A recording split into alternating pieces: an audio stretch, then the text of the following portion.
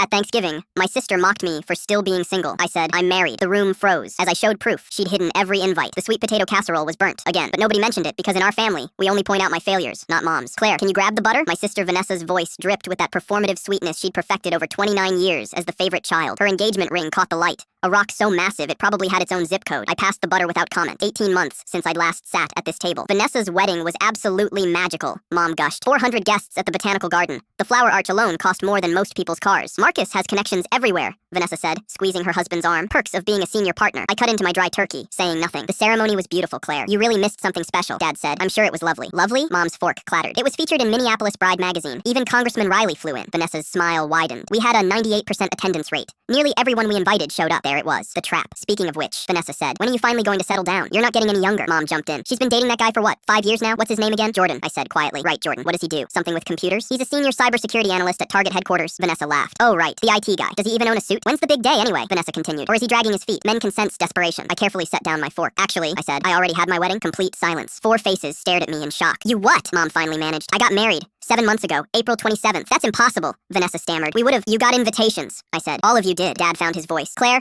we never received any invitation. I pulled out my phone. I'd had these screenshots ready for months. The first screenshot showed the certified mail tracking. 4 packages, 4 addresses, all signed for on March 12th. Signature confirmation. Someone at this address signed for all 4 invitations. I zoomed in. The handwriting was unmistakably Vanessa's. Those distinctive loops, the way she dotted her I's with little circles. Vanessa, Dad's voice was quiet, but there was steel beneath it. Did you sign for mail addressed to your mother and me? I don't. I might have. Vanessa's facade was cracking. March 12th was a Monday. You stopped by early to drop off Dad's tax documents. You offered to bring in the mail. How could you possibly remember that? Marcus demanded. Because I called Mom that afternoon to confirm she got the invitation. She said no mail had come. That seems strange, since tracking showed delivery at 11:17 a.m. Vanessa's face went crimson. You had me investigated? I called the post office. Hardly the FBI. Did you sign for our mail? I pressed. This is insane, Vanessa said, standing abruptly. Sit down. Dad's voice cracked like a whip. Vanessa sat. Why didn't you tell us? You could have called, he said to me. I did call. Multiple times. I stopped begging to be seen the day I realized I'd documented every unanswered call, every deleted email, every drive home alone. Proof I was never the daughter you showed up for. Now you want remorse. But all I feel is relief that I finally stopped trying. Claire, sit down, Dad ordered. We're not finished. We actually are. I pulled on my coat. I came tonight hoping you'd care that you missed my wedding. But you're not sad. You're just mad I called Vanessa out. She's your sister. Family forgives, Mom said. I've been forgiving you for years. I walked to the door. For what it's worth, I really wanted you there. Jordan's mom kept asking why my family didn't come. I kept making excuses because I couldn't admit my own sister sabotaged me. We didn't know, Dad said, voice cracking. You could have. You had my number,